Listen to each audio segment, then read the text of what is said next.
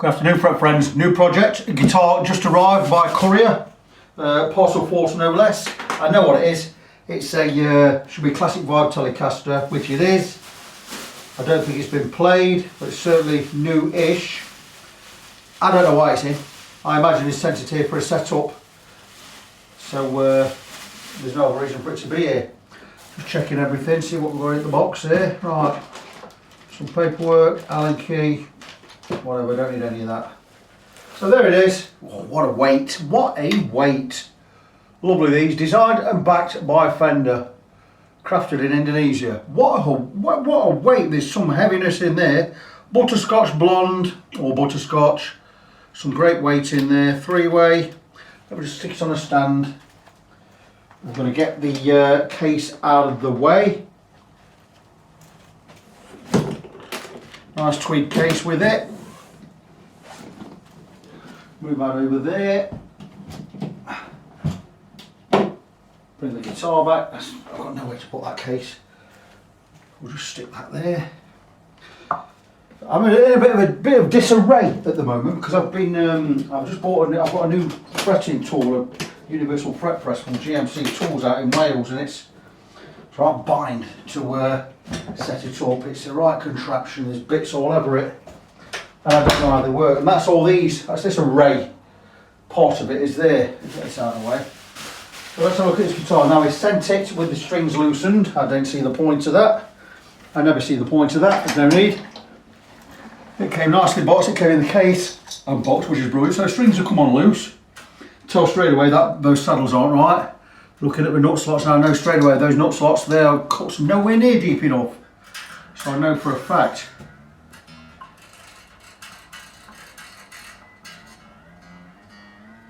I'm working on the knot. So I imagine this has just come for a setup and a once over.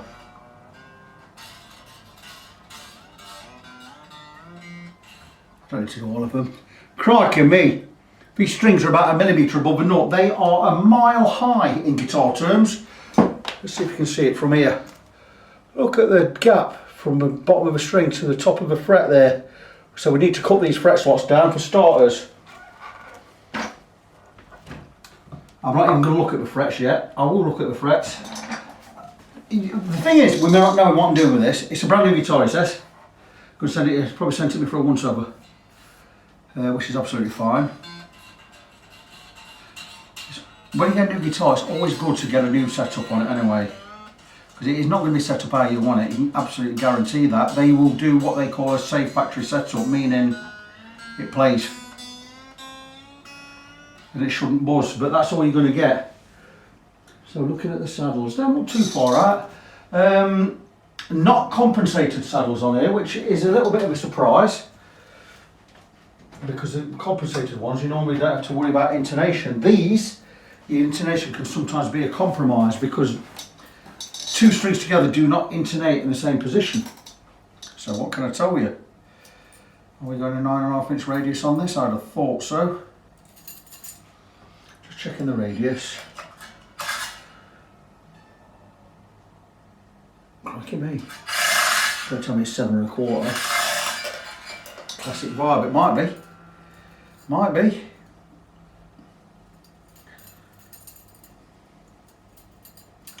Seven 1/4. I think it is, you know. I think it's going to be a 7 1/4. Makes sense it being a Classic Vibe.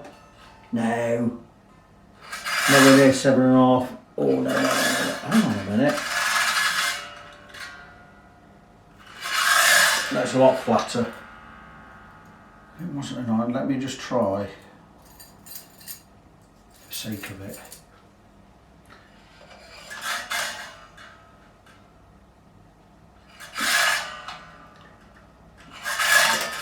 It's not a 12 either. Let's go with 9.5 again. Have I just measured that wrong? It's got to be 9.5. Surely. It's got to be 9.5 inch radius. Well, it's as close to 9.5 as anything else.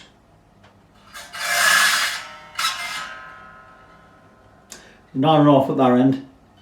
It's got rolled over edges. Slightly rolled over. That's what makes these. That's why I paid extra £100 for these. Super heavyweight body there. Full Fender thickness. I'd like to have seen brass saddles. You don't get brass saddles, you get these steel ones. I'll check the radius on there. Radius, regardless of anything else, you always go 9.5 inch radius on the saddles. Now these oddly are a little bit too wide for the ashtray. Brucing, are they on this? Yeah, just a little bit. And that's really annoying that we make these just a little bit too wide, but we need to be wide for bass guitars as well as electric guitars. Just about getting there. Okay. Radius is wrong. This string's way too high, the G string there. So again, it's going to need a set up. But the radius ain't too bad. A bit too high there. I like to go not in a proper arc, I like to go from a little bit higher on the bass side and go down a little bit lower on the treble side, so you're going to arc slightly down on this side. Get somewhere near 2 then.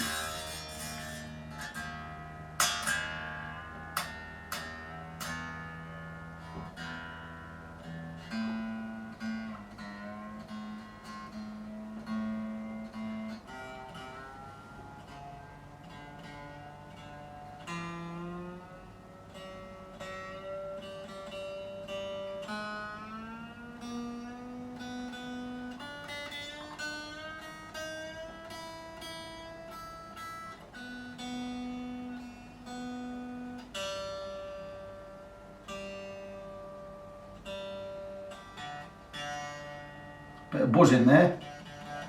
That nut slot's not cut right.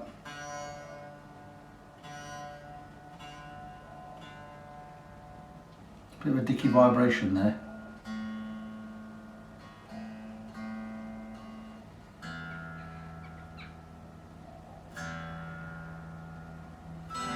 So with tune to pitch, I can tell straight away there's going to be too much relief in this neck.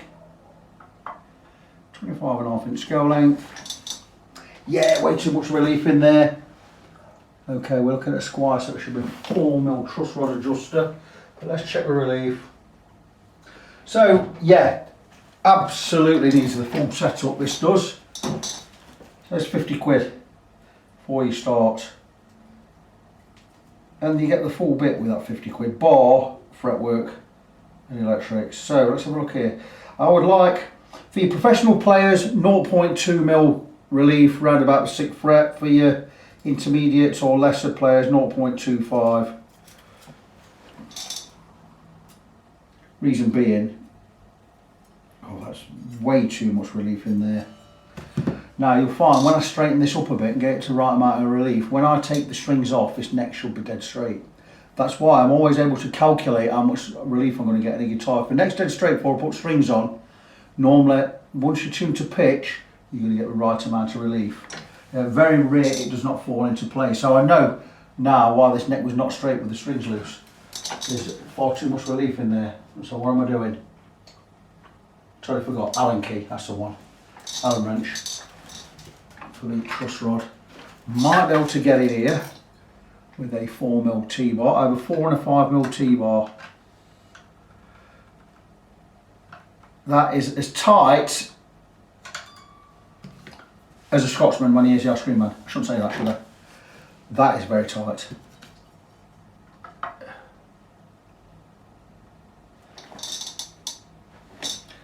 Okay. Let's go top of the road then. Should be a two-way. That should be slackened off, which it is. And let's tighten that road. That was slackened off way too much. Now you do get a neutral, it's a two-way truss rod, it's a dual action two-way truss rod. It means it'll bend your truss rod that way and it'll bend it that way. It was too far to the anti-clockwise there. I'm going to give it just a nats, but I don't really want anything on it. That's fantastic, that's exactly where it ought to be. Just try it slack there.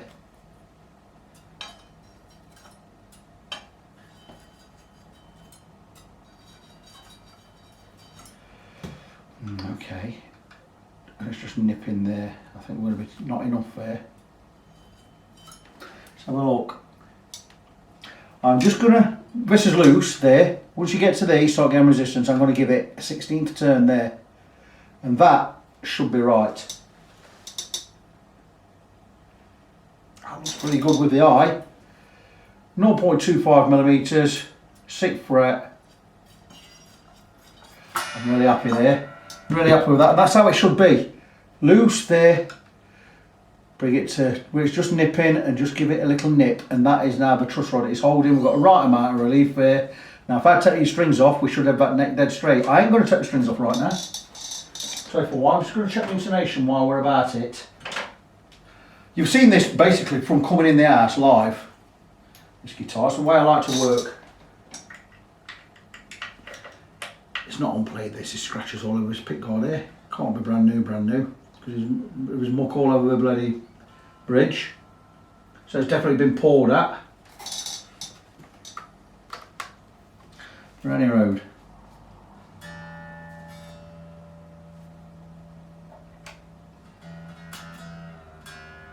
I've just sold my American Telecaster. Mine was upgraded and I sold it for really cheap. In good condition as well. And it'd have been nice if I'd have still got it, because I could have compared this with it. Compared the pickups.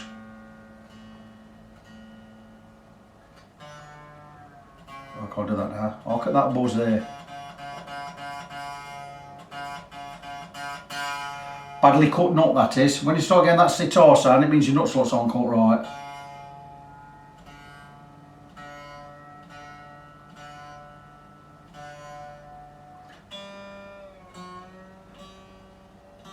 This belongs to a bloke called Mick. Never had one of his guitars before. Shipped this one to me. Which, by the way, with lockdown and the state of things, if you can ship your guitars, do it. I don't encourage anyone to break any lockdown rules or to travel. Now let me tell you, give you for instance, and maybe I shouldn't admit this, but I bought a guitar in January. And it was in Peterborough, and I drove down to get it. And I shouldn't have done, I know that. Right, but I did. I could have used the excuse I'm working anyway, because I do collect and drop off guitars anyway, but only within a certain radius, so don't tell anyone. But anyway, I had a bit of an accident. I didn't have an accident in my car, I had a problem with my car. And I rung my breakdown company and they wouldn't come out. And they wouldn't come out because they said I don't have a permit or a reason to be on the road during full lockdown. And so they won't come out. So when the renewal comes up, end of the year, they'll be getting the elbow. Yeah, I'm not going to mention who they are. Nova, by the way. Nova Direct. There you go. That was a bit of a joke there. No, they wouldn't come out. So, you know, I shouldn't have done that. And maybe that was a warning sign. So I won't do it again. But anyway, what I'm saying is, don't break lockdown rules to come to me. Come to me legally. If you come in here, and if you do come in, you'll knock on the door, you wait outside, I'll come outside, put a stand down, we'll be masked up, blah blah blah. You get how it works. But anyway, if you can ship them, ship them. So this one is here. Totally forgot about what I'm going to do now. I've just got it in tune in time. I'm just going to check the intonation while we're about it. All live. You've seen me unpack the guitar, and you've seen everything I've done on it. I don't even know. I know it's made in Indonesia because I looked at back at the headstock. Anyway, it says up front, Squier by Fender Telecaster. I imagine they could put the by Fender on it. When I see the little Squier Affinities by Fender on it, I'm thinking, well, a load of rubbish. It's nothing to do with Fender, little crappy Asian things. But this, I think you'd be well in your remit to put by Fender on it because it is such a good guitar. This is like the flagship of the Squier Telecasters. But anyway, let's have a look at the action. Okay, we're a little bit low on the bass side. We are about 1.5 millimeters above a 12th fret, which is, you can get away with that. But here we are 1.25 on the treble side. I'd have thought that might be a little bit low, just a little bit, but it's good enough for this setup. When I hire it, I don't know. We're going to see what I'm going to do with the nut slots. When I've got these cut to where I want them, chances are we might get a little bit of ringing somewhere. So what I'll do is I might have to just slightly raise that here. Just maybe the outside strings. But anyway, let's have a look at the intonation.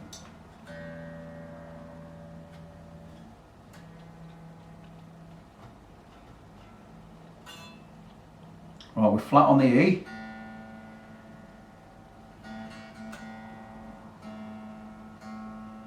So his guitar wants a full bit. which it will get, of course.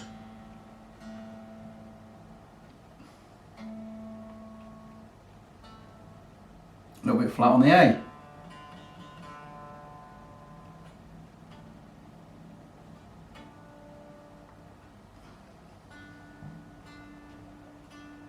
A little bit flat on the D. Whoever has been doing the intonation on this before has pressed too hard and they've bought it slightly sharper.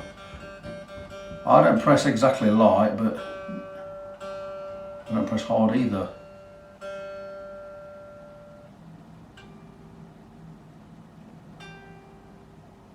A little bit flat there. So all these 4 strings are flat by a hair, by 1 notch on a strobe tuner. Not a lot in it.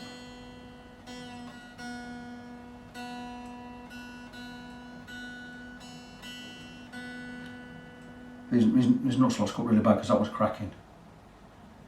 Well, I heard it.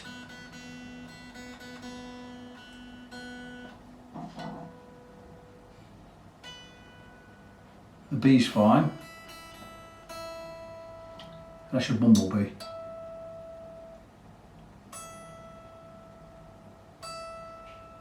Right, the B and the E are fine, it's just these are all a little bit flat. Now, how do we know which way to move the saddle?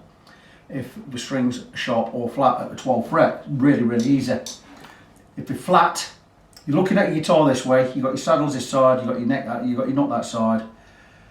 If your note is flat, fretted on the 12th fret, if you're flat, you need to go to the left. The way you remember that is, and that means to the left with the saddle. It means you shorten the string length. If you're sharp, you go to the right. So well, flat and left are 4 letters, sharp and right are 5 letters, and that's how you know which way to move your saddle. So if you're flat, you move your saddle left. If you're sharp, you move your saddle right, as you look at it this way. It's the way I've always remembered that. So we need to just move these 2 saddles on these 4 strings, just probably a turn on the screw, the saddle screw, probably 1 turn that way, which I'm going to do right now.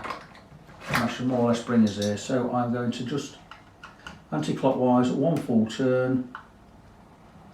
That's that one done.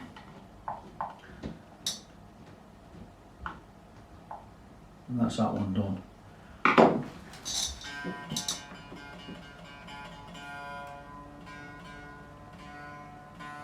Yeah, that was in.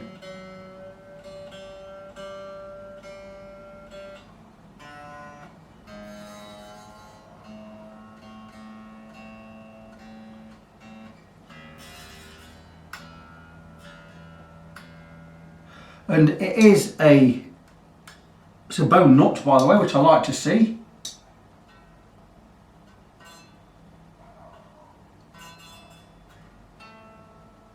Still flat. D's good.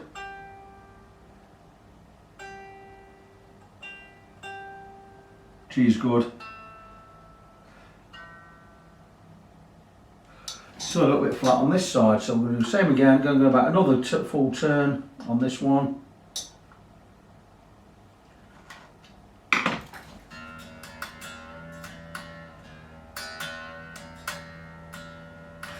And the reason I do this with the old strings on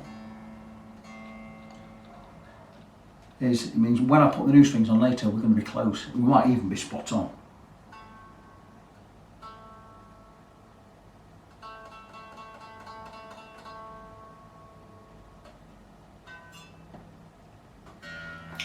Still flat.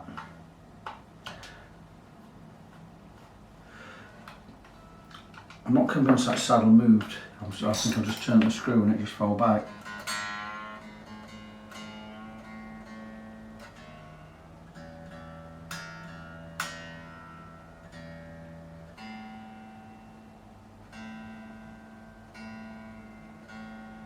I've got another guitar due in any time. Let's try this again.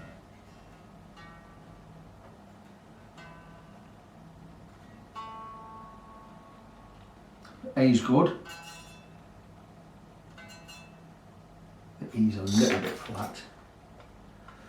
Just gonna.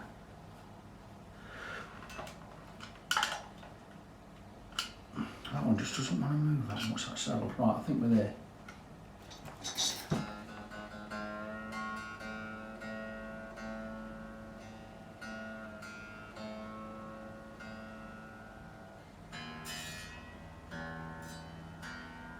I'll be honest, I like to see 6 saddles, 1 per string.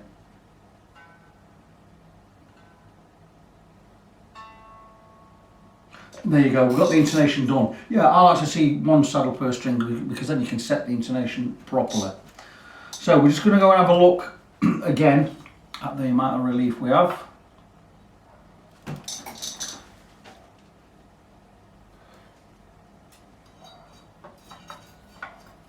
.25, pretty good, giving us a good wobble of the. Just giving us a good wobble there. Look, that's exactly where I want it and how I want it.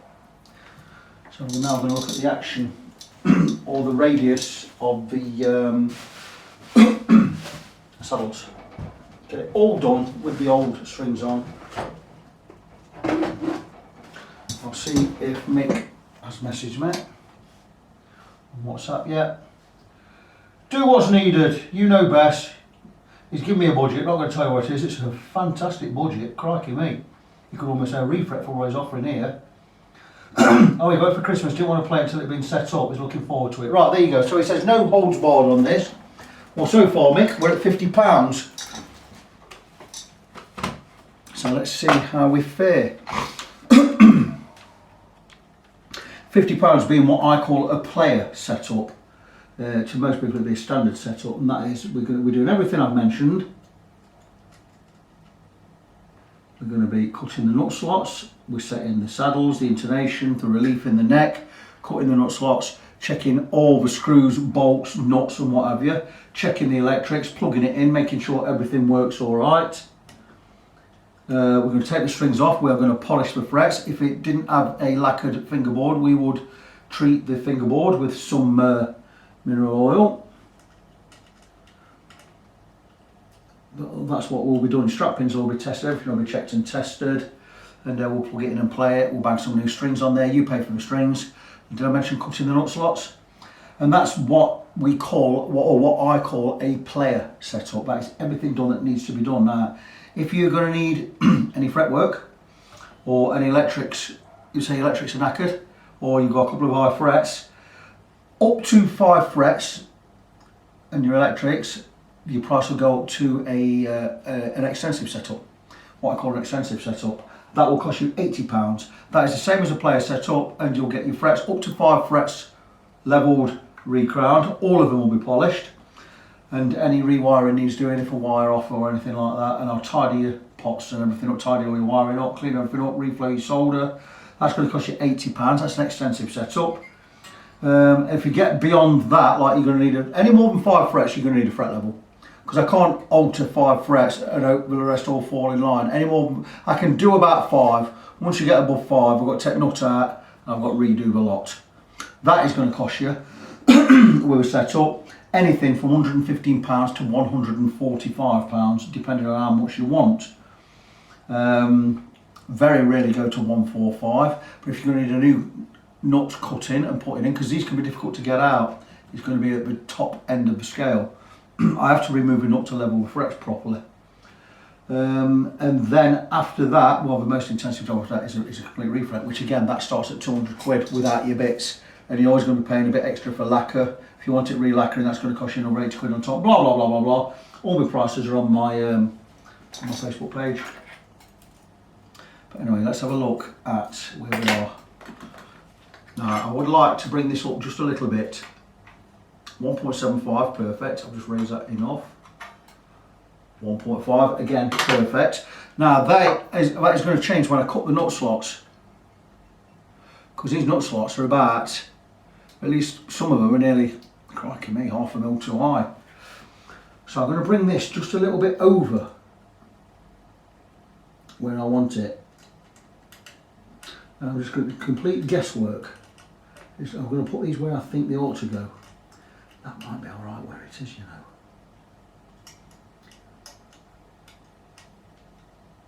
I'm thinking round about there should be pretty good.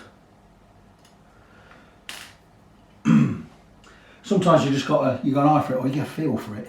You kind of know where you are. Not saying that's bang on. I'm going to get some more of these, but shorter ones, I think. I'm going to put this in at a bit of an angle. Anyway, Mick says, whatever it needs doing, Mick, there's my budget. Right, I've got to come out with all of these here. That looks pretty good.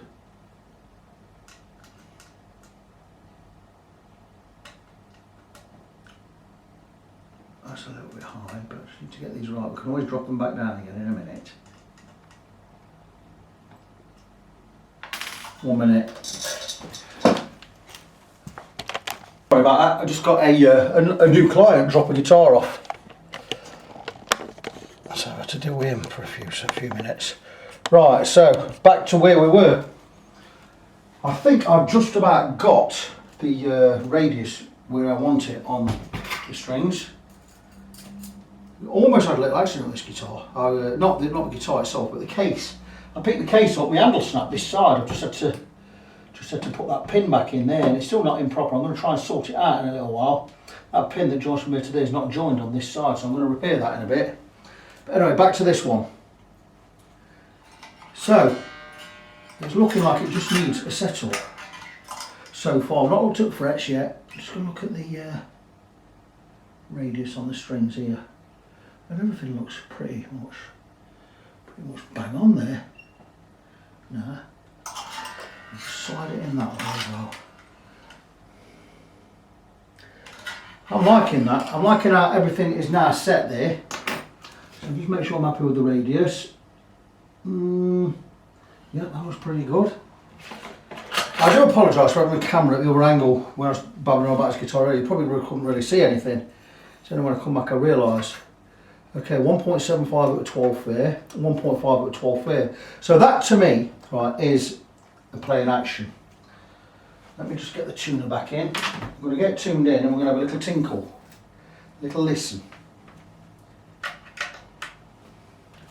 Let's see where we are. Because I know the intonation's now right, I know the relief's now right, nut slots are still high.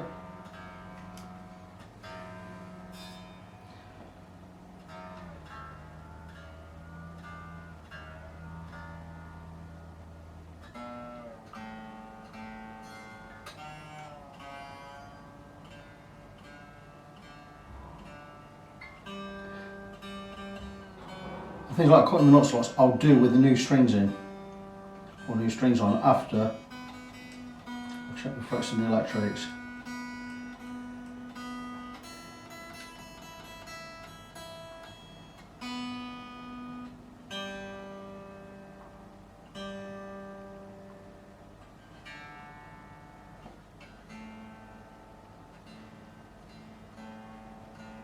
I just had a lad come down.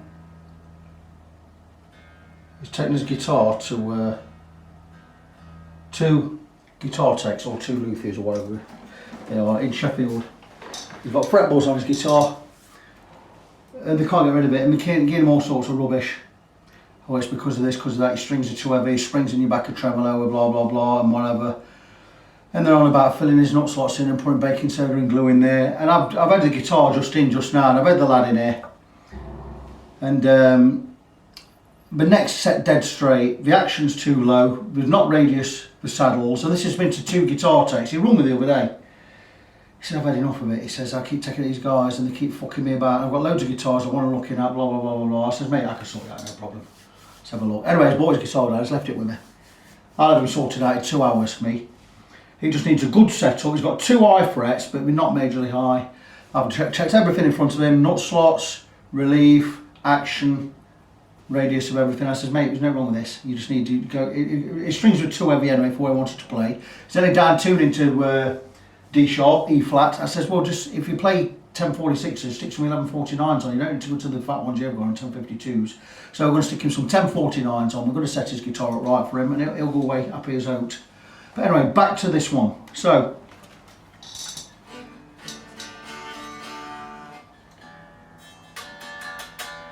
it's odd, isn't it? You lay a guitar down, tune it in, and then you come and it's way out when you put it player side up.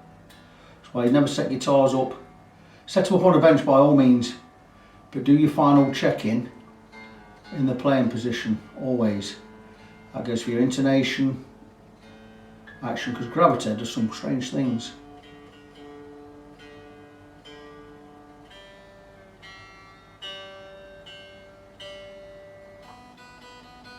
couple of these tuners are a bit tight. I'm going to look at the action above first fret, and we're high. So we're going to cut these nut slots.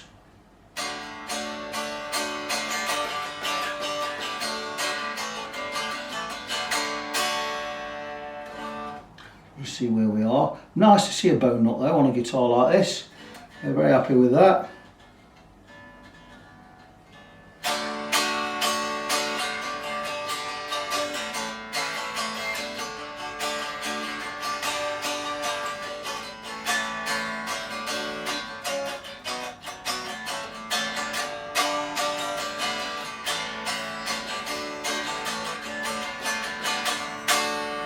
So yeah, plays very nice.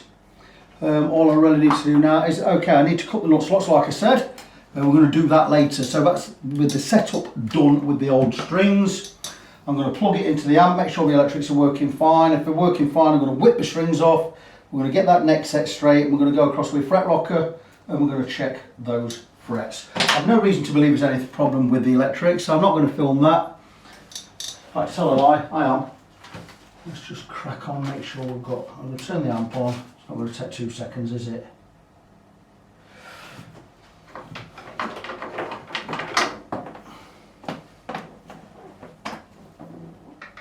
We're just checking the electrics. Okay, I didn't let those valves warm up enough really, but that'll have to do.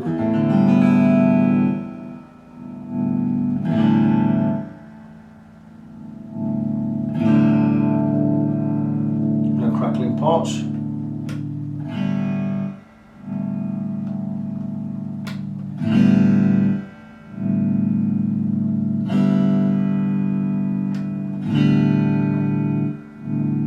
that's it. Everything is absolutely fine, so no problems there.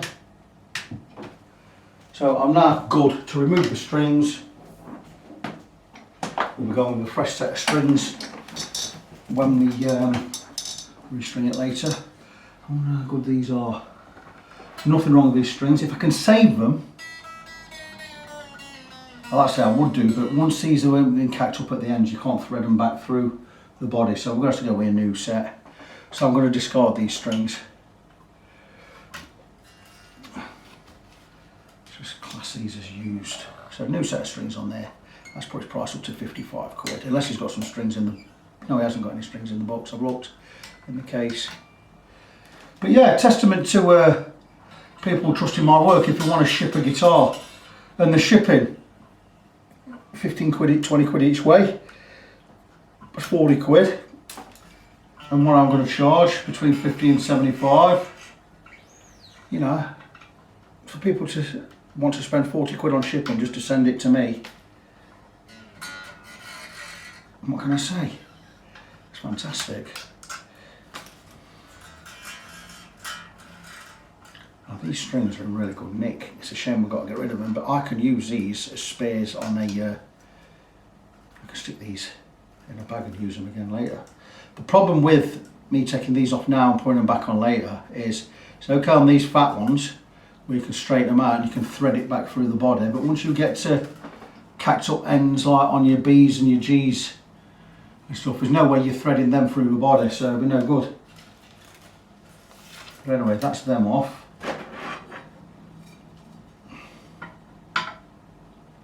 Now, like I said, if you set the relief right, under tension, when you take the strings off, this neck should be dead straight. And that neck, that is a hair off dead straight. There's a tiniest amount of relief. In fact, it's that small, I won't get my smallest feeler gauge under there. And to prove it, let's have a look. 0.05 millimeters. That's a 20th of a millimeter, is it? Whatever. It's less than that. Even that won't go under. Look. It tries to go under, but no. So that's my thinnest feeler gauge there. So it's more or less straight. So we could safely give these these frets just a little test. See where we are. Now the budget the guy sent for this.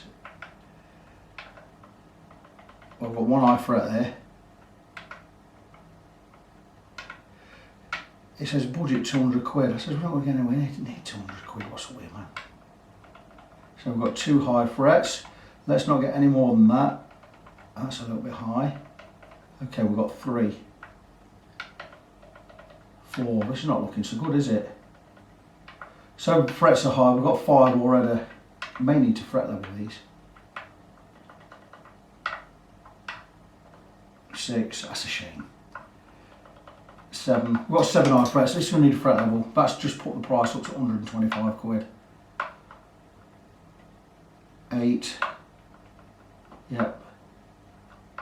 Okay, we're going with full fret level. I'll be doing this, I'll take the neck off, make it easier. Things I've got to remove the nut, that's why it's so expensive. 9. This is such a shame, it's a brand new guitar. It's got 9 high frets. 10.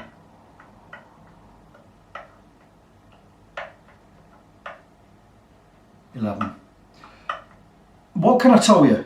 Brand new guitar, 11 high spots, over 21 frets. More than half of the frets have got high spots. It's criminal, really. So let's explain what we're going to need now. The setup I've already explained about. The electrics are all fine. It's going to need a complete fret level. Like I said, if there's more than 5 frets need looking at, we've got to do the whole lot in one go. So we're going to skim the whole lot. I'm just going to cut through the glue or the lacquer at the base of this nut because I've got to remove the nut. Otherwise I can't do a fret level. So all this has been done live. Because I'm going to remove this nut in a minute. Cut it through lacquer. Now removing nuts can be a tricky thing. You need a sharp blade there.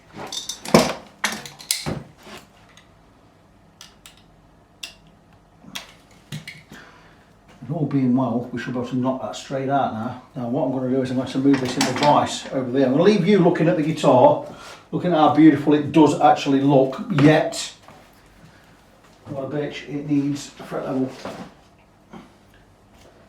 And I'm going to just get these strings out of the way. In fact, you know what? I was going to save these. I could have used these on another guitar later, but I'm not even going to bother. I'm just going to get rid of them because we need to give us a bigger job on this now. We'll just set them straight off, get these in the bin. I'm going to move over to the other bench in a minute. I'm going to remove the knot and I'm going to show you. I'm going to leave the camera running. So I'm just going to prattle to myself and talk nonsense for a few moments. I'm going to set up this bench over here.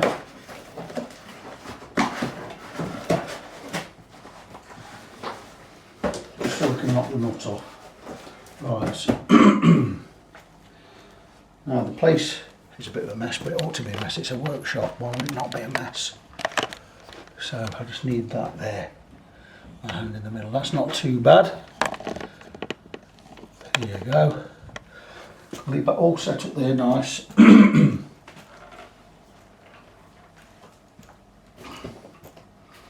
I'm going in the vise.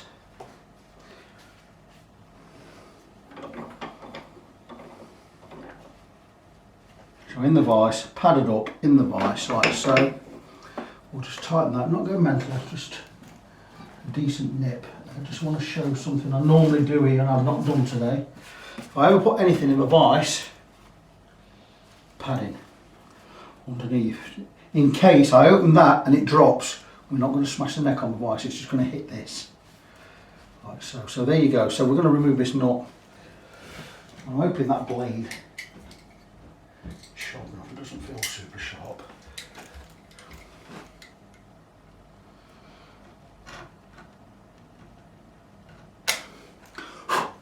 I want to be using the same knot. Put the same knot back in. So, all being well, when I knock this out, we're not going to smash anything. If we do smash something, we're going to replace the knot. I'm going to take a small screwdriver. This one is only used for this, but it's used for 2 purposes. One, for dropping wood dust in chip boards, chip fretboards when I'm repairing them. And the other reason is for knocking a nut out. And what I'm doing is, that's why I put that little chip in. I'm just going to get this on the edge of the knot. I'm going to hit it with a nylon piece of a fretting mallet. And we want to bring it out clean. like so. Exactly, not like that, exactly like that. We brought that out clean, there's no damage to the guitar, and that is the same knot that is going to go back in. Beautiful job. We'll just sand that excess glue away there on both sides, but that's some knots saved. Let me come and offer the guitar to the camera so you can see. I'm just going to put my tools away always. The thing is, when you've got a small workshop like me, like this, which is basically a living room, you've got 3 benches, space is crucial, and utilising all the space you have properly is critical to running efficiently. But anyway, let's have a look. So, okay, let's have a look at this side. There you go. We'll just remove that knot there. I'm going to have a look at this side, remove that knot there. No damage, nice, clean, knot removal. Just whiz the camera back around. Okay, a little bit high. We did move the camera slightly, didn't we? One day I think I'll do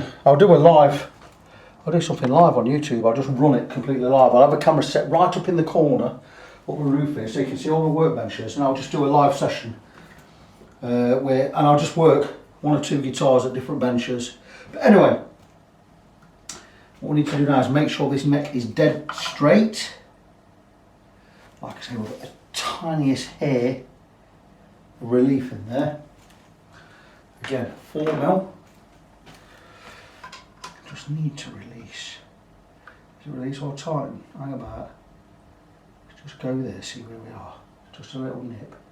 Right, I can feel the back one there because that's moving now. It's like it's on a pivot in the middle area. So I'm not going a bit too far. Keep looking. What we're going to do is I'm going to move the camera. Right, that's dead straight now.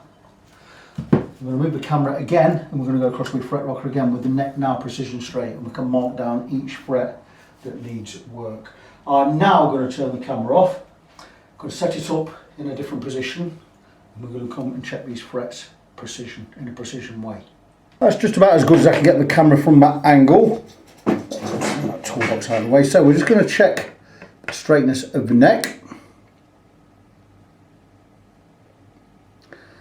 That may have a smidgen of backbone, does it? The good thing about this is I'm looking straight through this to the outside window. No, and that is as straight as you can get a neck. That is bang on. So I'm pleased with that. We're going to take a permanent marker pen if I can find one. Of course I can't find one. I've had one out somewhere. Right, we'll take a... oh, it's here. Oh, he's got one handy, little Sharpie there, look. Nice Sharpie, nice Sharpie. So you've seen the setup done with the old strings on. You've seen the nut removed. That is as good as you can remove a nut, by the way. I don't think I've removed one better. But anyway, with the neck dead straight, I've got my GMI fret rocker, the one brand I trust implicitly. I've had a Stumac one and ended up sending it back. GMI, based in Greece. I know the guy Harris who makes these. He doesn't just make these, he makes all luthier tools, or most luthier tools. It also makes fantastic boutique guitar parts, bridges, saddles, what have you, and his work is amazing, and I trust his precision gear. So anyway, let's have a look, see where we are. Right, we've got one little rock there.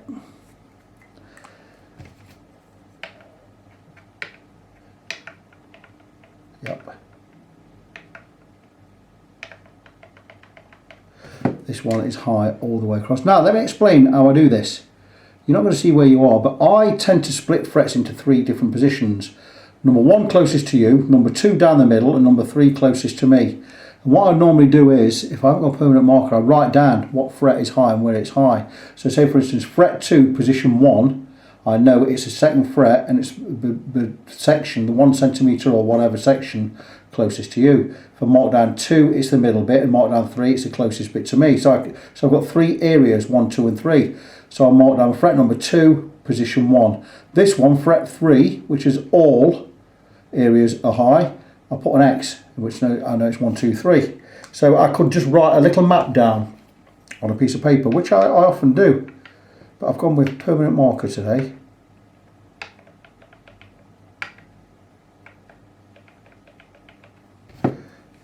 So this is already 3 frets out of the first 5. That's just the middle. And I like this angle because once I've done it all, there you go, high again. And high again. My goodness, that's high. Because then when I've got all this marked off, I can just flip the guitar and you can see where I've marked everything. So already 4 frets out of 6. We just always assume the first one and the last one are level. Now what we do is, before we level anything, we always make sure the first and last are correct, and we check the radius with a radius gauge. If we're not, we correct these two, the outer two. When we're leveling them all across anyway, it will fall into place. But anyway, back to the frets. So we have 1, 2, 3, 4, but in these we have 2 areas on that one, and 3 areas on that, 1 on there, 1 on there. So we have 1, 2, 3, 4, 5, 6, 7. We already have 7 high spots over 4 frets. I mean 6 frets in total, but the 4 frets with high spots. 1, 2, 3, 4, 5, 6, 7. So you get to see how it works. And again, there. And it is astonishingly bad that you buy a new guitar, yet the frets aren't level when you get them. You check back my videos, you'll see this happens a lot. I had one guy import Warmouth necks. There's another company as well. These are $300, $400 necks from America, and they came with frets swapped down all over the place. I had to have all 3 levelled. I think it charged him 300 and something quid. Musicraft, that were it. Musicraft and Warmouth. But they state on their sites the frets may need some work when you get them. I'm thinking you're paying 400 quid, that's including shipping and import fees and whatever, 450 quid for a neck, and you've got to pay some 100 quid to level and reprofile the frets. I'm the one losing out here. It takes me 4 hours, 3-4 hours to do a fret profile, a level and profile. And I've got to take the nut out, replace a nut and put another nut on there as well for 100 quid. You know, where they could do it at the factory and just make sure they go in right. And I'm sure people would pay an extra. Well, we shouldn't have to pay extra. Oh, these frets. Seriously. This one, number 13, all the way across. We might find there's more than 11 frets with high spots, because don't forget the neck was not precision straight when I checked it. It was just a rough, to give us a rough idea. Now we've got it precision straight.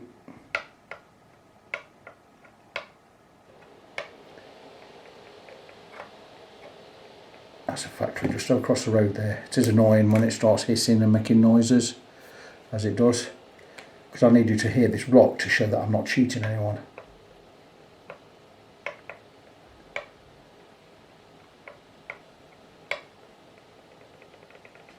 Let's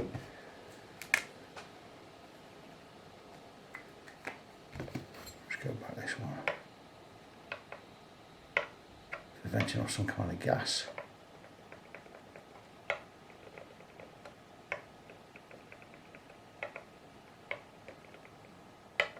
Yeah, these frets are really quite bad.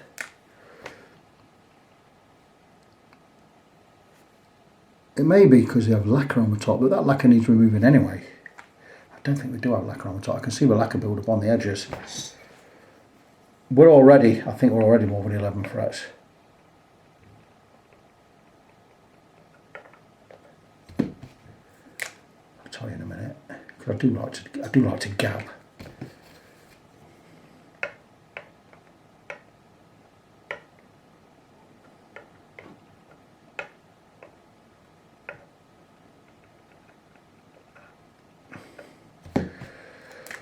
So there you go, let's have a look. 1, 2, 3, 4, 5, 6, 7, 8, 9, 10, 11, 12, 13, 14 frets.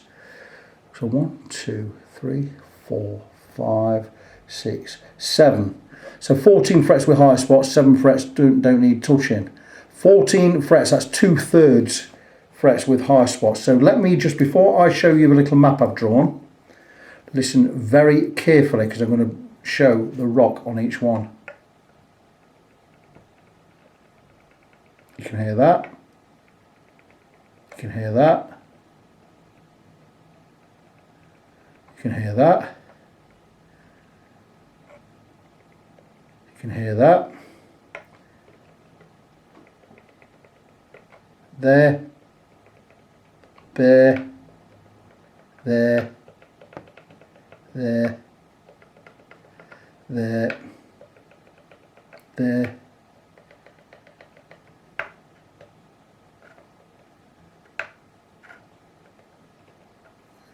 So I think you can hear all of this.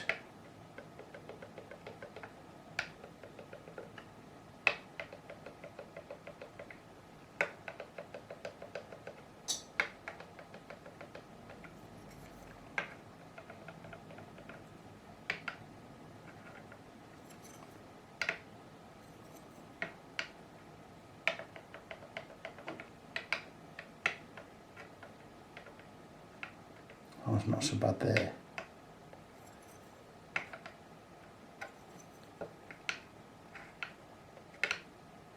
So there you go, and I'm going to show you the areas where we are rocking, and you'll be quite surprised, as I am. Just move this support from on the guitar. There you go. And there you go. And I can never tell if you can see that or not because of the light from the window, because I'm facing the window. But can you see that? There, there, there, there, there, there, there, there, there. There, there, there, there, there, there, there, there, there. They are all the high spots. I'm hoping you can see all that. So that is it. So we need a complete fret level. It's going to be neck off. I can do it with the tuners on if I do it a certain way. I think I'm going to leave the tuners on. It makes things a little bit quicker. So we're going to crack on with this. We're going to get the neck off, get everything all supported, get everything strapped up. We're going to get all my tools set up. We're going to level all these frets and get on with the job. Something I think is quite shoddy about cheaper guitars, and the neck pocket here. This should be precision flat, and there is a shim in there. There was a shim in there which has just fallen out, very small one. But look at the state of this neck pocket there. It's stepped, it's ridged. I can feel that with my thumb, finger. It's not even level. It's nowhere near flat or level. That is really, really bad. Very, very disappointed in that. That should be routed flat, super smooth, super clean, a nice level surface for the neck. But look at it. I don't know what you can see there. That's really, really bad. And again, this, put on, maybe the lacquer was wet or whatever, but look at the neck. That's residue, that's glue or whatever, or something stuck on the neck. Really, really shoddy workmanship, and goes to prove it by how many frets need levelling. An absolutely brand new guitar. There's a label in it.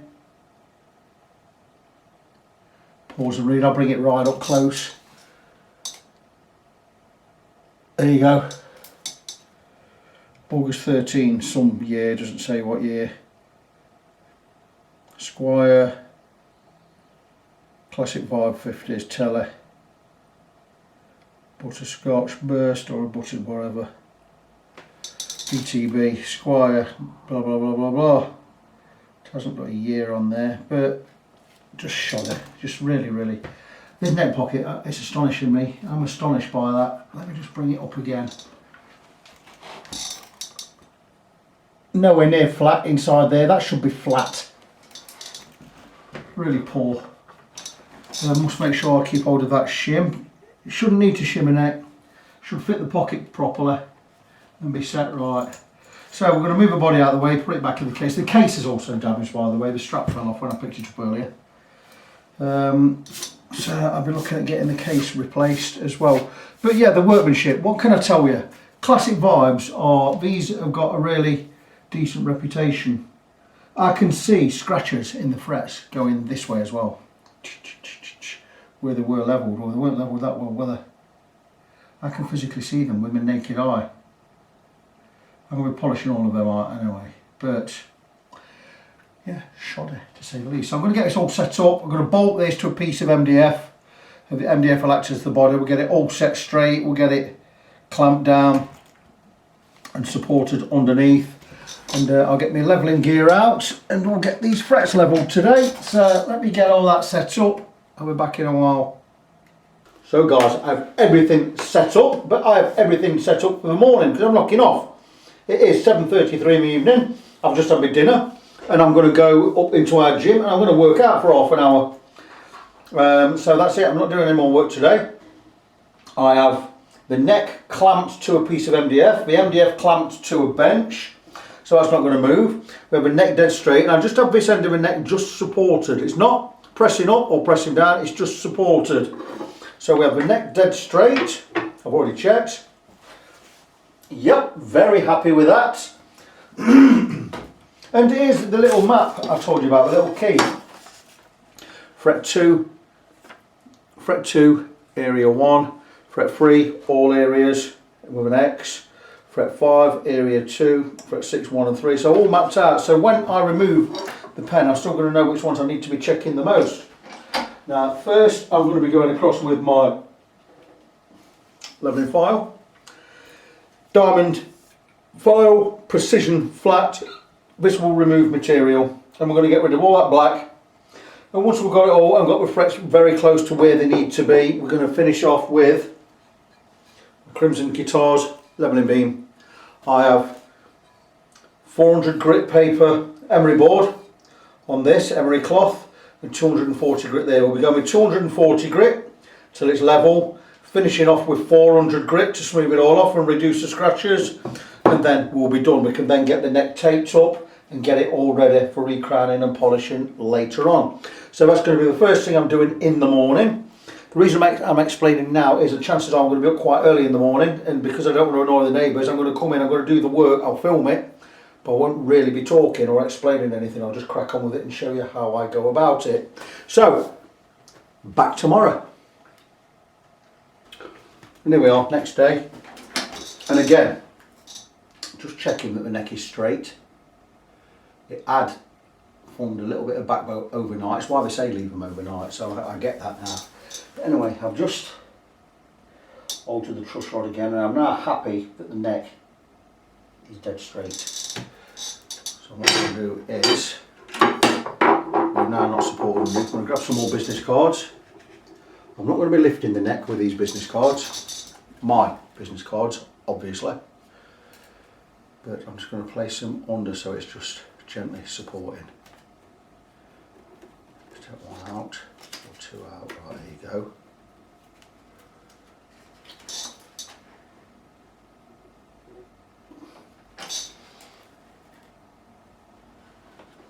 Just check, there you go, that's just gently supporting. And again, check.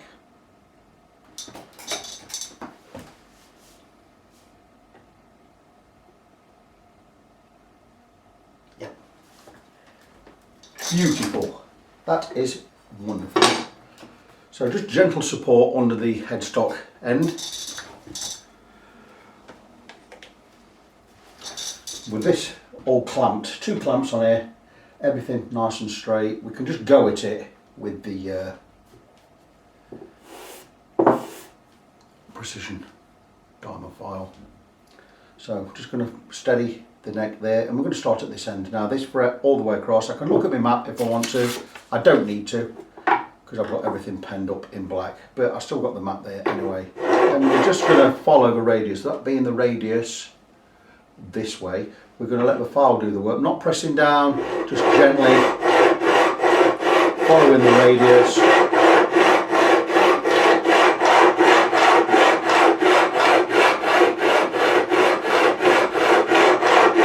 And I want to be concentrating on these black areas, removing material so it turns silver, but I don't want to be scratching up these not touched frets or hardly touched frets. So once we start hitting the frets that don't need attention, we know we're level.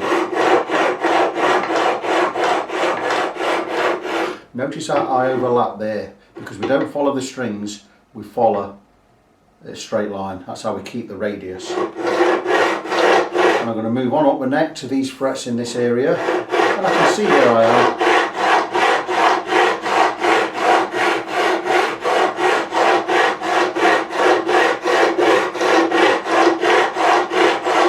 And it shouldn't take me too long. We're not removing a stupid amount of material.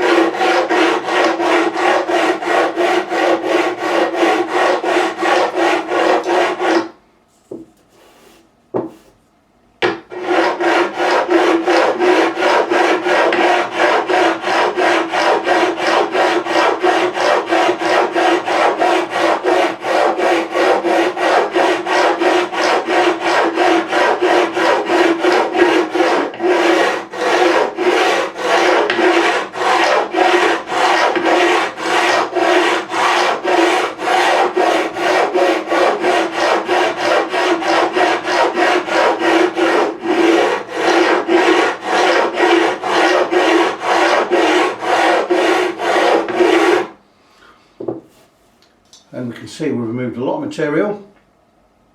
All the frets are silver topped, and this is where our little map comes into use, or our little key. Just take a fret rocker, and I'm going to follow the numbers corresponding with the frets. So fret 2, area 1 just there, no longer high. Fret 2, all 3 areas, still high on that side. Ever so slightly high on that side. Just concentrate on that one fret.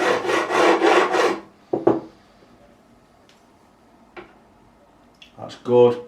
Next one, fret 5, area 2. That's now good. Fret 6, areas 1 and 3. 3's fine. 1's fine. Fret 7, area 2. Good. Fret 8, areas 1 and 3. Good. Fret 10, areas 1 and 3. Check 9 anyway. 10, 3, 1. Fret 11, area 2. Fret 12 should be fine, but we'll check it anyway. Fret 13, all areas. Very good. Fret 15, area 1. We'll check 14 anyway. 15, 3 and 2 was fine. Area 1. Very, very light rock on there. Again, just concentrate on that one fret.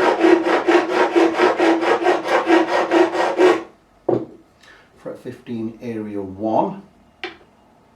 Fret 16, area 2. All very good. Fret 17, areas 1 and 3. Area 1 needs a little scoot.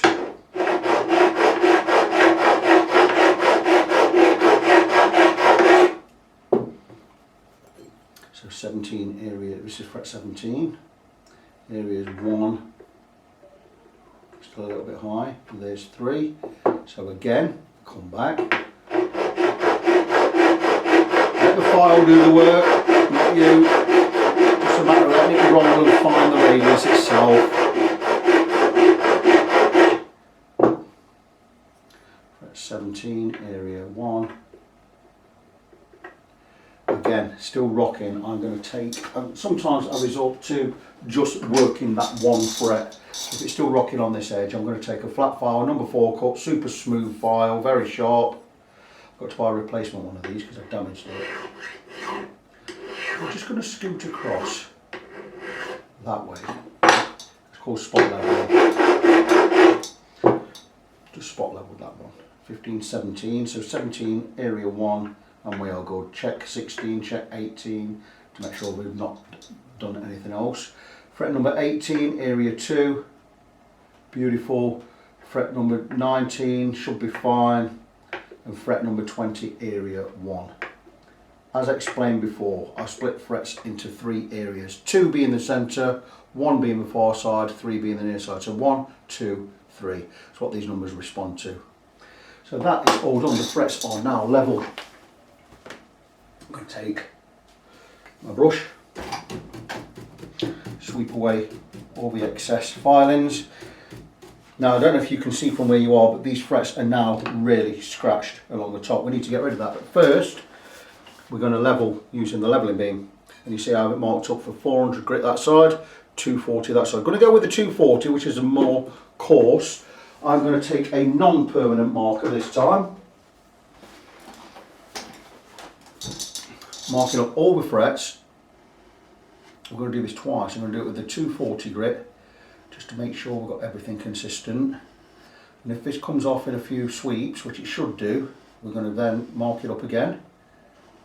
And we're going to come across with the 400 grit, which will remove some of these sharper scratches, make them easier to polish up. Now, like I said, when we got this guitar, and I videoed it earlier, I could see these scratches going this way from where it was done at the factory. So you're never going to totally get rid of them. But I'm certainly going to get them as flat and as smooth and glass-like as I can. In fact, I might get rid of them totally. It's not impossible. But objective achieved. We have levelled the frets. Now, if we've leveled them properly, if I go across with a few scoops of this on a 240, this pen should disappear. Again, let me remind you, when we do a radius, the neck comes in at this end. So what we do is when we want to follow the proper radius, 9.5, we're going to overlap at this end. We're going to basically mimic the width of the neck here with this width here. So we're going to basically, as we come across, we're going to overlap at this end. And it's just a matter of best doing it standing up, because I can see when I'm in a straight line. Not pressing down, or I'm pressing down, but just gently.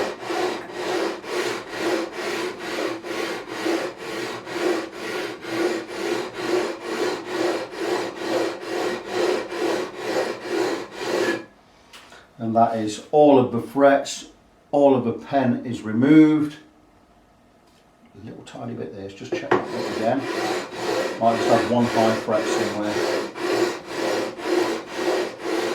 Hardly removing any material at all doing this. And there you go, all of the pen is gone. So now we're going to scoot across with the fret rocker. We've hardly removed any material at all there. Taking the fret rocker, all areas, I'm going to scoot across.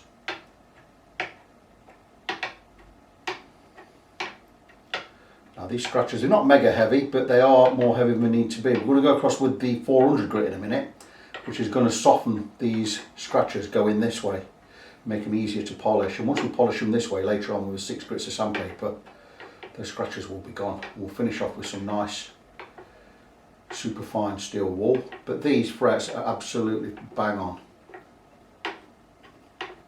Now I've mentioned it many times before, but I'm going to mention it again here.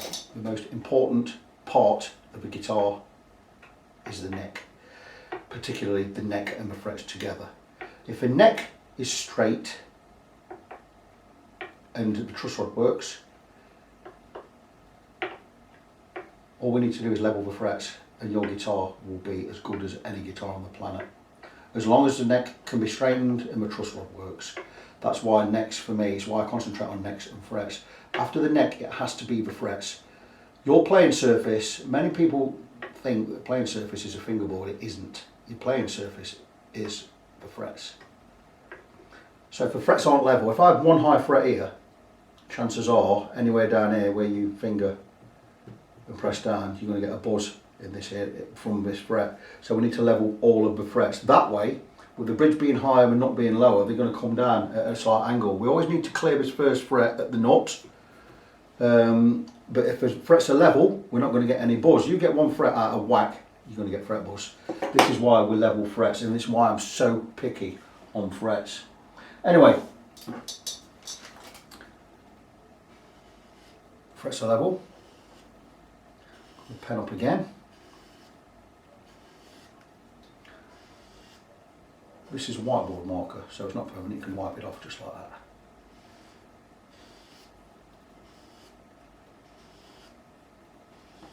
Could use permanent, just to show you the work I'm doing, but I've got this one out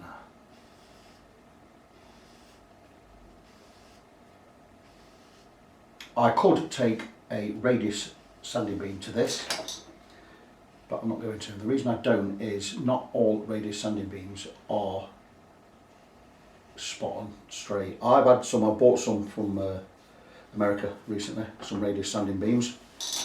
Let me show you one. Let's grab one out. At great expense. I bought 6 of them, they're in here, look. They're from Philadelphia Luthier Tools. That's got a cross on it because it is not precision straight. I asked if they were precision straight and what the measurement was. They wouldn't tell me measurements, so I thought, that's not very good. Do they really need to be precision straight? And they're not precision straight. This is out, I don't know how much it's out, probably 1/100th of a millimetre along a 2 foot length or whatever. But these are fantastic. Philadelphia Luthier Tools. And I could get some sandpaper on there and radius that way. And it'll be fine. It's just how picky do I want to be? You know, what radius is this one, by the way? This is a 10-inch radius. I mean, it'll probably do the trick. I do have a 9.5. And this, just a few scoops with sandpaper on, will be fantastic. Now, I'm more inclined to do that on a brand new refret because my frets are going to be more over the place, more all over the place. But this is absolutely fine going with the leveling beam. This, again, a precision piece of equipment from Crimson Guitars. I've had this a few months. I've only bought 2 tools from Crimson and I've been very pleased with them. The only thing I've got against Crimson is, one, I don't like Ben Crow. He just annoys me so much. I've got no reason to not like him. I don't hate the guy, it just annoys me. And I think his tools are too expensive. But this, I paid 30 something quid for it, worth every penny. The 2 tools I've had from him, by the way, have been worth every penny because they've been needed at the time and they work great. But anyway, this one, so we're going to go with, I've got some, this is emery board or emery cloth on here, taped to the precision straight edge. I'm using my 400 grit, and we're just going to, again, we're just going to remove the pen because we know the frets are level, so this should remove all of the pen in just a few strokes. So I'm not going to dwindle or go too much on there. I just want to remove the pen, and that's all the pen gone, I believe. And I believe that all of the pen is gone.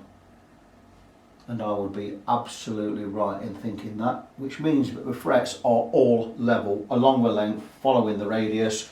That is job done. So the next thing we need to do is we need to recrown them. Really easy to explain. And I might even draw you a little picture as that. So we have just levelled the frets, and looking this way, that's your fret looking this way, it's your cross section. That's there, and what we've done is we've levelled them. We've took the top off, so your frets are now this shape. They do have a flat top. They are flat topped, like so, like in these diagrams. Then we need to recrown them. We need to make them this shape again.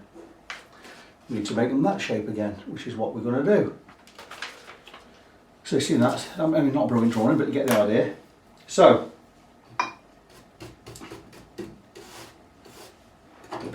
just going to check the frets again. I'm going to check them from this side. I know they are level, but let's do it right. Measure twice, cut once scenario. Measure 5 times and cut once, if you have to make sure your measurements are right before you take a saw or a blade to anything. Don't be like Peter in the Garden of Gethsemane and just lob someone's ear off. Jesus had to put it back on.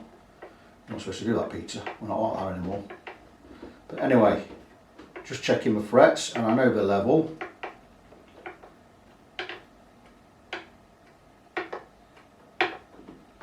I'm just going to stop the camera a minute because I can hear my wife creeping downstairs doing her best trick again. I'll be back in a minute. My wife is a teacher and she's working from home via Zoom, and she needs to go to the loo or whatever. She needs to do something or something in the kitchen, but whatever she needed, and she's trying to creep downstairs. You can't creep down our stairs, we've got an old house. But anyway, just checking these frets. They are bang on precision level.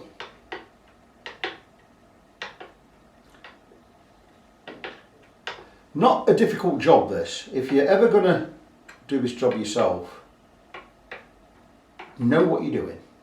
Make sure everything's straight before you do anything. Once everything's straight, then you can start making adjustments to the frets. But take your time, check and check and check again before you do anything. And it is not a difficult job. Now these frets are flat across the top this way, and we've got to rebuild that crown. Takes time, but do it right. I would not even consider doing it without taping up the fingerboard, which I'm going to do right now. But before I do that, there's quite a bit of grease on here. It's come off my hands, obviously. And I'm just going to take some naphtha. Now we don't have naphtha in England. But the closest thing, or what we do, the closest thing we have to naphtha that we use in America is Zippo fluid. It basically is pure naphtha.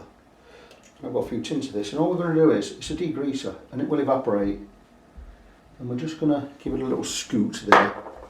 Take a clean microfiber cloth like so and just wipe it over, and this is going to remove any grease and what have you, so my tape will stick to the lacquer, because I do use low tack tape, low tack masking tape, because we don't want to be. There has been occasions in the past where removing tape from a guitar couldn't rip off flakes of paint or bits of lacquer if there's some loose bits knocking about.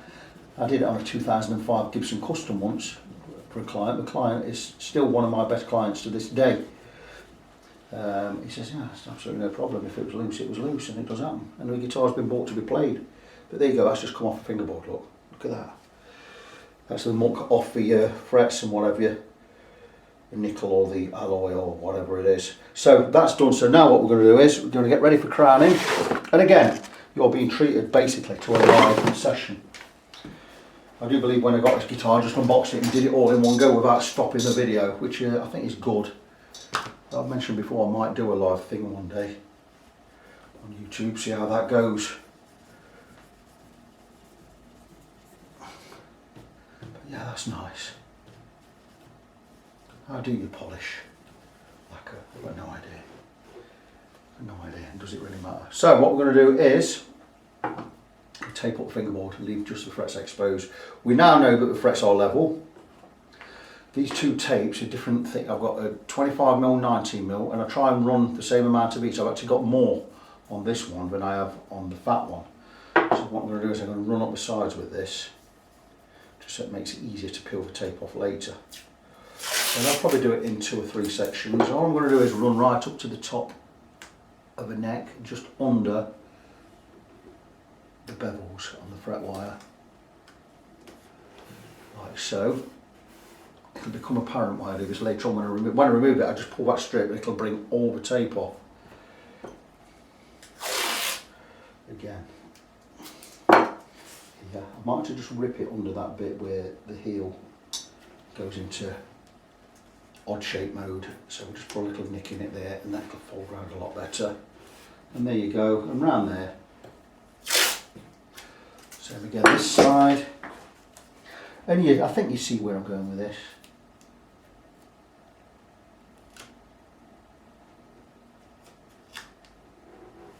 A little rip in there, and that way it'll just curl around that bit. And that's all good.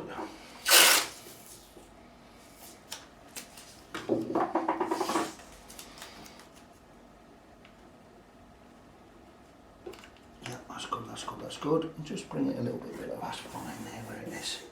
That's fine there. And what I like to do is I always like to tape over, not slot, keep that clean. We'll give that a little brush while we're here. Yeah, there's a little bit of detritus in there. What we're going to do is we're going to tape up fingerboard, like so. We're just going to right up to the edge of the fret. I think you're going to see how this works, and there you go, that's that one done. So yeah, we're going to do the whole fingerboard, and we're going to use varying widths of tape, 25, 19 and 6mm. And you get how it works, and we're going to go there. And when we get to ones where the tape's a bit wider than the fret, right, and let's choose, I think number 8 will be a perfect example, which it is. We take the tape, we'll rip it down the middle, or try and rip it down the middle. And we're just on there, and we're going to overlap there. So like so. Then we're going to move on to this tape, and when we get to the end we're going to move on to that tape. So you get how it works. I'll try and do the same amount of frets with each tape, so I'm always using the same amount of tape so they'll all run out together, hopefully. Bar with 6mm, I already use a 6mm. But if they run out together, I replace them together. I've already got my next stock in the drawer, and when I get down to 1 roll left of each, I'll go and order some more. So we've always got enough in. One of these will fit just about perfect. That's normally the one there, number 6, but it's not, it's just a little bit wider. For whatever reason. So, but you see where we're going with this. So I'm going to crack on, get this all taped up.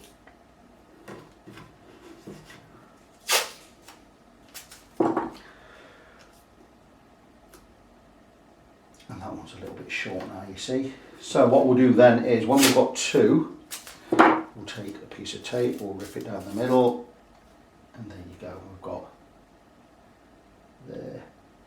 So this way you're saving tape.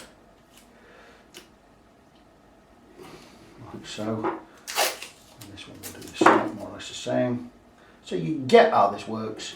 Once I've done these two, I'm going to go get all the rest taped up, and then I'll come back, we'll grab some files, some marker pens, and I'll show you how we recrown the frets.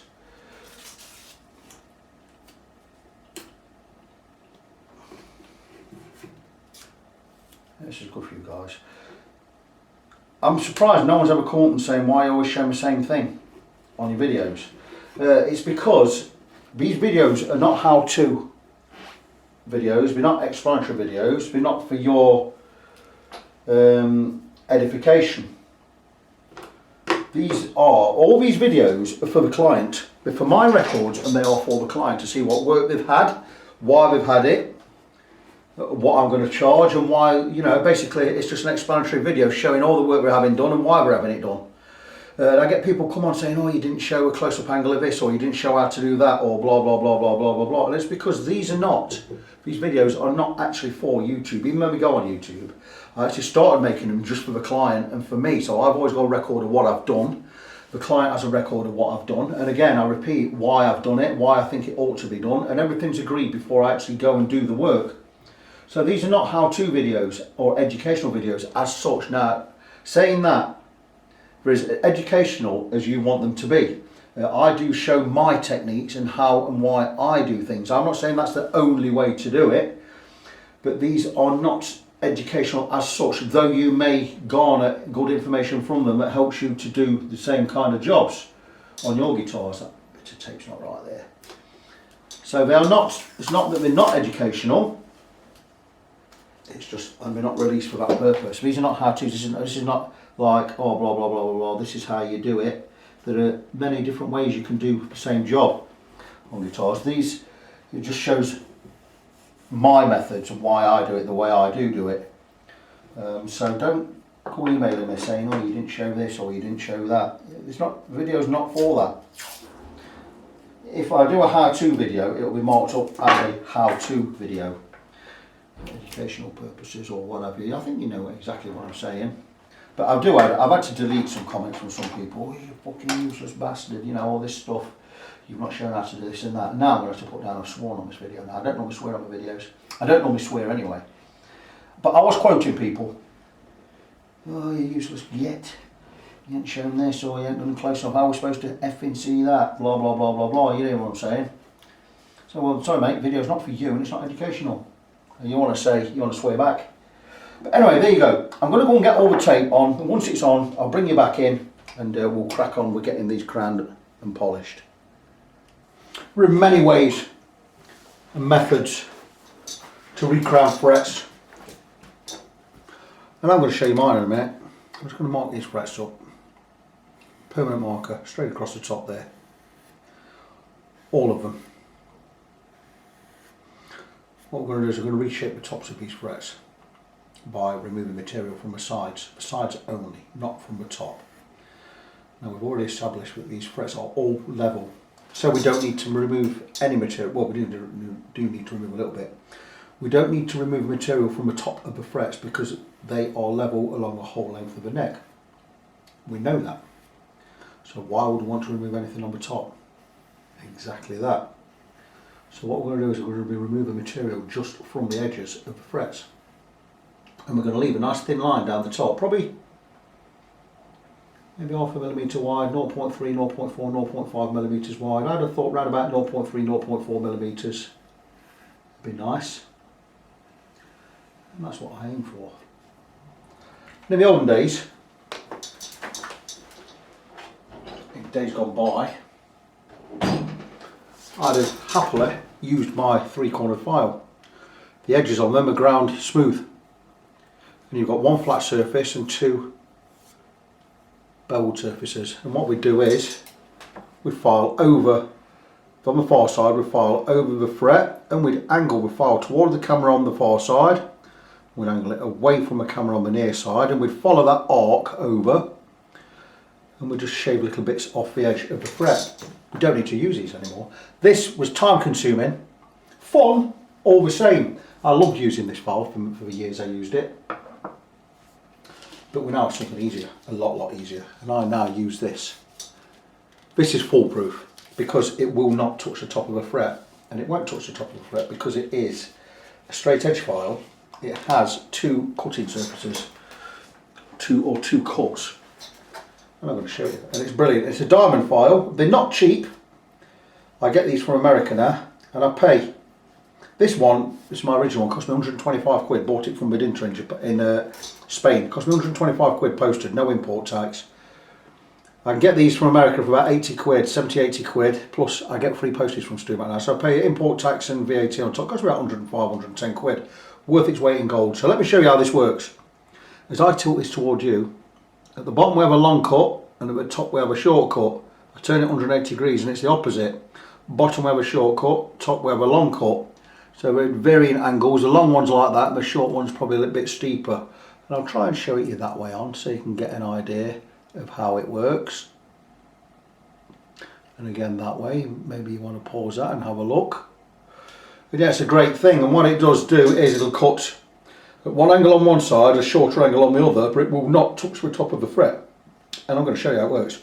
It won't give us a perfect round, it will give us a flat and it'll give us a short flat and a narrow flat, but it will be more or less that shape. But I've got another file to make it perfectly round. So what we're going to do with this is, it's a diamond file, just a few strokes.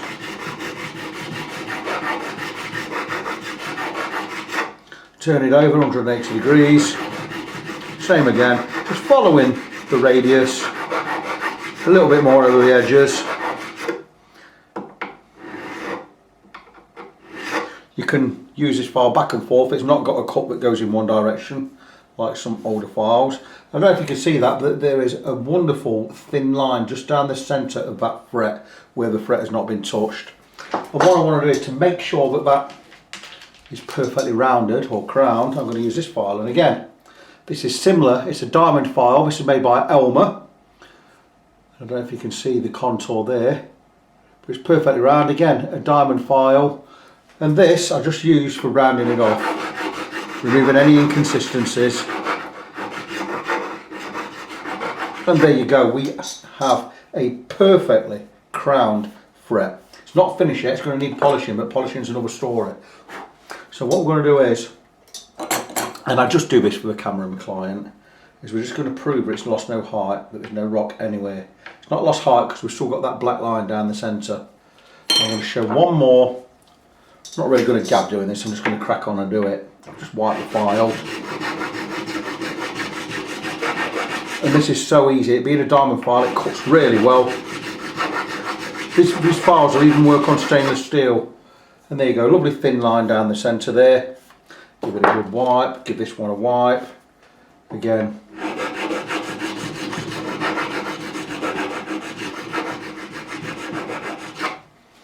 And that is that one done. And that's two done, perfectly crowned. I know the level because I've not removed material from the top. Check along that one there.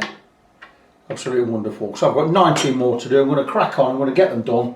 Once that's done, we can move on to the polishing. By polishing, we're going to remove all these scratches both ways and bring these up to a beautiful glass-like feel and shine. So back later. And here we are, the least favourite of any job I really do, and I do more fret polishing jobs than probably anything else. Polishing frets, tedious, time consuming, worth doing obviously, you know, and to see the results when you've finished is fantastic. But here we go, 6 different grits of sandpaper, 600, 800, 1000, 1200, 1500, 2000. And we go with an ever decreasing grain or a finer paper as we go up. And what we do is we just polish and polish and polish, and removing all the scratches, bring them up to a nice shine, finishing off with ultra fine or extra fine steel wool. So 21 frets times 6 or times 7. So you're looking at 147 different polishes I've got to do, because I'm counting the steel wool as a polish as well. So it's a matter of, scratches are mainly at the top, but we do polish the whole fret. So we start straight over the top. Don't forget the scratches are all this way, we're polishing them out that way. Straight over the top here. In fact, what I like to do before that is I like to go with 8 grits, because I'm going to go with a little bit of finer grit if I can find one. I normally have some 400 grit knocking about, but I don't seem to have any at the moment. Let's just see what we've got here. Okay.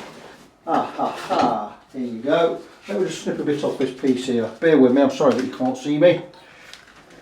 Just going to take a little bit of 400 grit. Because what the 400 grit will do is it will get rid of those scratches straight away. A good thing about using the 400, especially this stuff, it's not very coarse, it's quite heavy duty paper. The good thing about this is this will remove the scratches anyway, so all we're going to be doing is polish it. And that is taking the scratches straight off, because this is a heavy duty paper. So I'm just going to whiz that way, and then it makes the polishing a lot easier. So I'm actually going with 8 grits. What's 8 times 21? 168. So 168 polishers. And this is, like I say, this is just removing those deep scratches. Just makes the polishing a lot easier. So this is going to take me a long time. And that's probably what I dislike about it. It takes so long to do and it's boring. Now, if I wasn't doing this every day, I'd be complaining because my arm would ache every time I did it. But my arms don't tend to ache doing this job anymore because I'm not used to doing it. But it is boring. Now, don't think that I work in silence. I absolutely, totally don't. I will have something on YouTube. If it's not music, it's going to be something Bible related probably. I listen to a lot of sermons, and a lot of audio. I like having my audio Bible on. It's fantastic. Just hearing God's truths about me in Christ. I love that. You know, if you're not a Christian or if you haven't got the Holy Spirit, you're not going to get what I'm saying. You're just going to think it's bunkum, as many of you do, unfortunately. But anyway, this is the job. It's going to take me a while. So I'm going to get back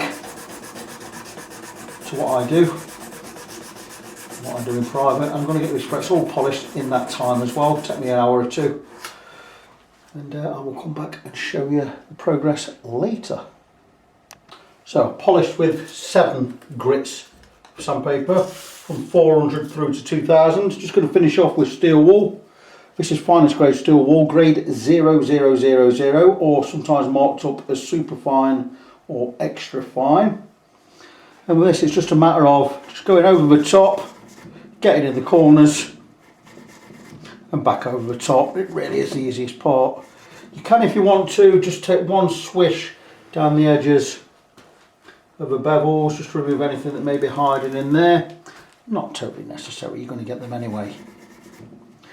But yeah, these are going to come up glass-like, scratch-free and super smooth. Won't take too long doing this. I don't know if you can see from where you are, but they are beautiful. So I'm going to crack on, get these done. Once this is done, I'll peel off the tape, something I'm going to do in the morning. I'll peel off the tape so you can see where we are. I may peel this little piece off just so I can glue the nut back in tonight. And then I'm knocking off in a minute. It's getting on to 7 PM right now.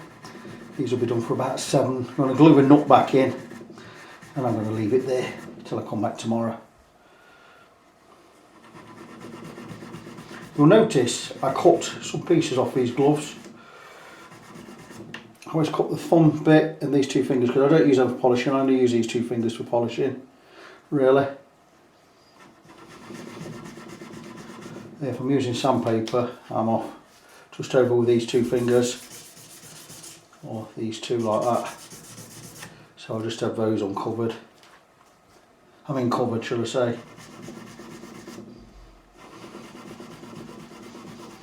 Yeah, you see how this goes. These look beautiful.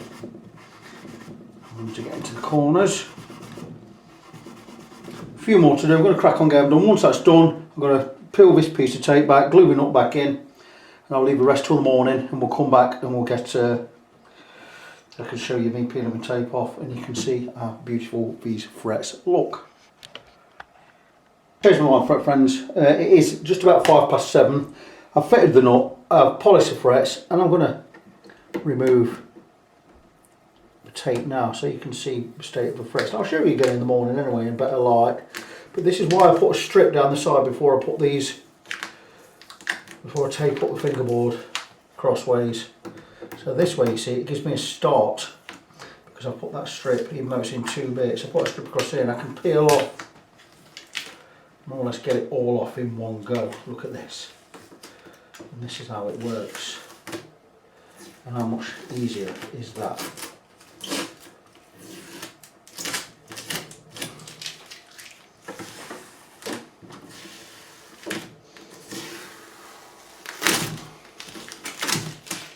And you get to see the frets in all their glory, looking absolutely magnificent. And I will spray the fingerboard with naphtha again to remove any grease that may be on there. Clean this I'm going to do in the morning, but that is fantastic. The neck is relatively grease free after the spraying of naphtha earlier in the day. And those frets are stunning.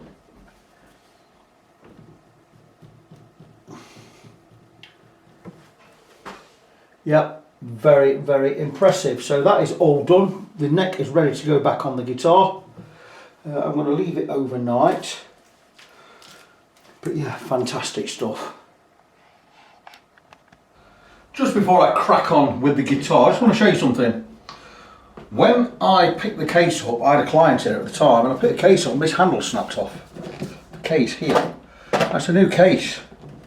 I thought, it's got a pin going through it, and the pin is knocked through, and the end's split, and that holds it on, but this end had dropped off, so I thought, I'll fix that. And I've got some gold coloured or brass pickup screws, you know, for razor in and low in pickle. So I thought I'd bang one of them in. I've got some washers, got some 3 more ones, I've got some nuts. I've done that, I've tied a knot on there to stop the nut spinning. I've soldered the edge there. So we've got a bolt through there with a nut on this side and all soldered up, and that is as good as new. And I've done that as a freebie, I'm not going to charge for that. But that's his case all fixed. Fantastic. Nice simple fix there. Similar sort of trick I do fixing pickles when the hole on the pickup has gone too big and you can't fit a screw in there. I was welding up to it on the other side. Anyway, get back to where we were. What am I doing? Guitar. Absolutely right. Let's concentrate on the job in hand. So back on this bench. I'm going to be cutting the nut today. So I'll be doing it 1 string at a time. Now these strings, I'll show you even better. We'll zoom in. That's why I've set the camera up as it is. There you go. You're more or less central with that there. So I've got the action at the 12th fret just about right. I'll probably go a little bit higher than I would normally because I'm going to be dropping the strings down closer to the 1st fret. And how do we measure that distance? Well, first I'm going to measure where we are on the strings. Now the strings are 1.75 on the bass and about 2.25, 1.75 on the treble, 2.25 on the bass. That's higher than I need to be. I have taken the shim from the bridge. It doesn't need it from the bridge side of the neck, shall I say. It doesn't need a shim. So I've removed that, left it out. So we're going to look here. And I'm going to explain, or I'm going to tell you the measurements I use. And I'm going to cut for a set of 1046 strings. I'm going to be using my Hosco nut slot files. I'll end up buying another 1046 set of these because they're all I use lately. So here's a 46, here's a 36, here's a 28, don't have a 26, there's a 10, there's a 13, and there's a 16, don't have a 17. So treble side, bass side. These are ones I hardly use. There are all sorts. I've got 56, a 50, 42, 24, a 32. That's for a. So anyway, I'll leave them there. So I'm going to be cutting the nut slots now. I do have a formula I use for measuring these. Let me just get some tape. I'm going to grab some tape out of here. I do have a formula, and it's not a specific size. It's not a size I'm saying you should use. It just works for me. And now where I tend to cut the nut slots, I cut the nut slots down to the gap. We're looking at the gap from the top of a fret to the bottom of the string. And on this side I like to go about 0.3 millimeters. On this side about 0.2 millimeters. That is a good safe amount. It is higher than you need it to be, but it's a very good safe amount, which is always going to stand you in good stead. You could always go lower than that once the setup's all done. I mean, you could come down to 0.1 if you wanted to on the treble side, about 0.15, 0.2 on the bass side. But I like the 0.3 this side, 0.2 that side. It's plenty enough. So we're going to have a look at this one. We're going to do them one at a time. And that is mega high. I would say that's over a mil on this side. So we're going to cut this slot quite a bit deeper. Again, I'm going to explain how we do it. I'm just going to go and get a fat. There's a 0.9. Just have a look at this.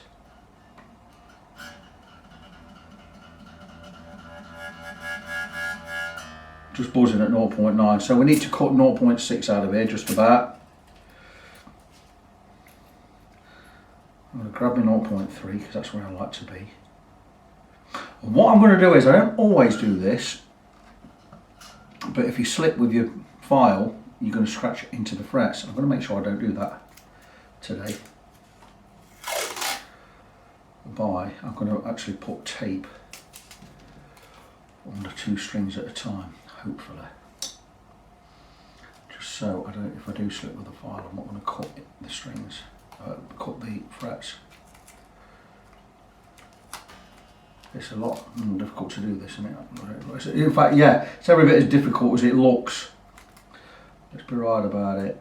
There you go. And that'll do 2 strings here. And that way I'm not going to slice into the frets. So I'm going to take the 46. I think you can see what I'm doing.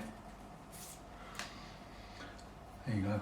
0.46, same width as a string. The good thing about these Hosco files is they do not cut a V, they cut a perfect U shape or semicircular shape. They are proper files for doing this job. So all we're going to do is we're going to place as horizontal as we can get. I'm going to slightly angle it down toward the string tray, to the tuners, but let's just let the file do the work. Don't go too deep, because if you do, you'll be replacing the nut. So we'll look there. Okay, made a nice cut in there. This side's a bit sharper because it's hardly used. String in.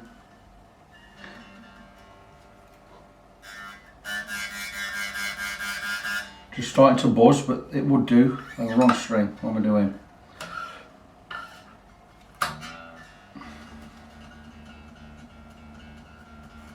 Not deep enough yet.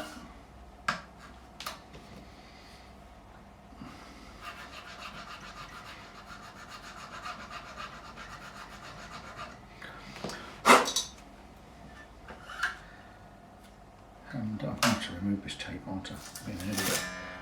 Forget the tape, I'm not going to wet this frets anyway.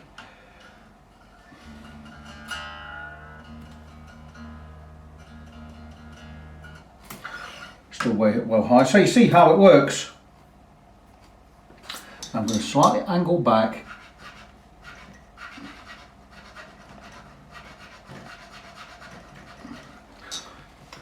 I do have a brand new tool coming from Stumac that stops me going too deep on these, and it sits inside, it bends to the radius, and you always get the right height, and when you hit this side of it, the piece of metal, it shows you that you're deep enough.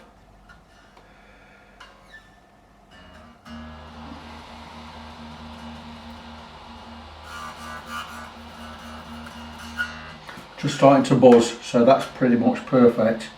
I'm going to just clean the file.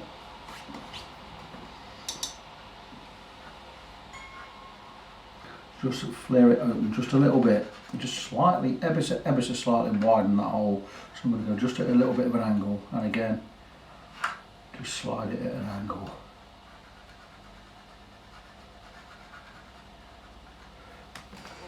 And we are there.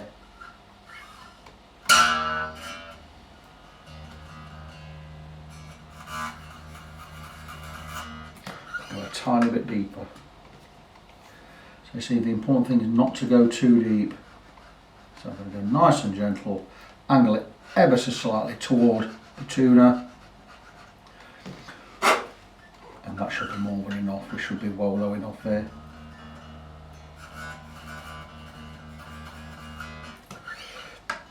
Just a couple more small strokes.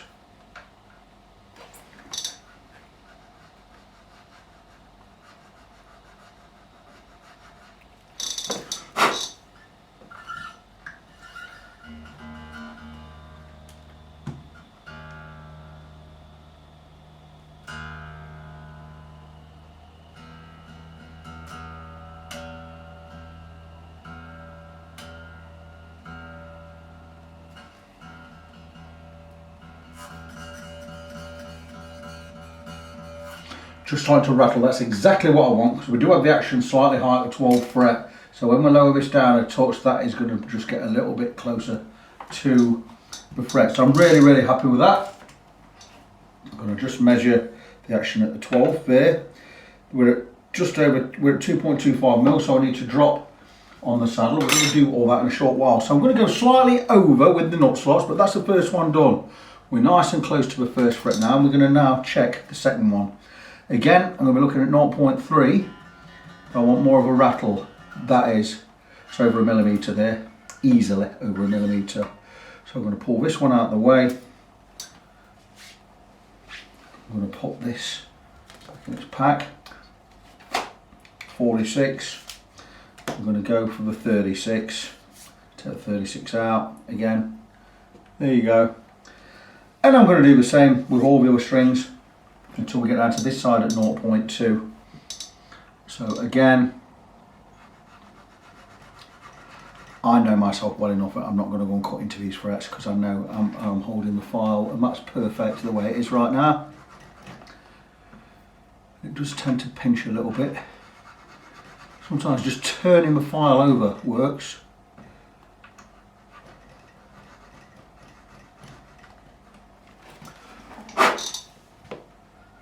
And we're just going to drop it in.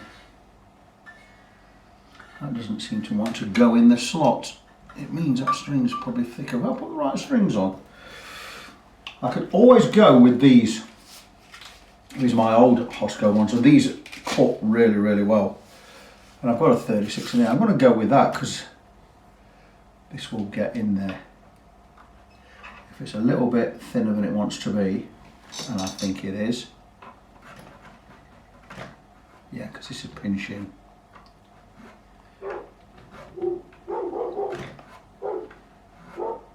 That's next door's dog, I do apologise for that, though it's not my fault. Just bear with me a second. That's an Amazon delivery. Never even saw the man walk past the window. The window is right there in front of me. I'm working right in front of the window. But anyway, back to where we were.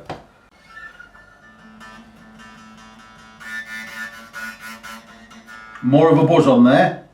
And that's what I want, because it is going to be slightly lower than the E string.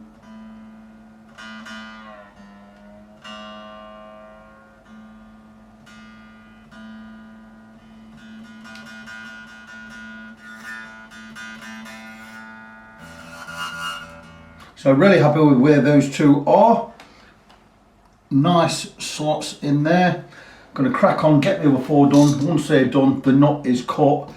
I could possibly loosen the strings and reshape the top of the nut, but I might just leave it with them grooves in there, you know, it doesn't look too bad. But anyway, I'll come back and show you the results shortly. Welcome back, fret friends. Last time you saw me, I was cutting the nut slots. It is all done, the guitar is finished. I didn't film the setup because I've had that much work on lately. I just wanted to get this done. So, I'll show you the guitar. What a beautiful thing. I love this guitar that much. I went and bought one for myself. You've already seen some videos on that one. But yeah, what a fantastic guitar. Just look at it. And we put some Diodario 1046s on there. Beautiful thing.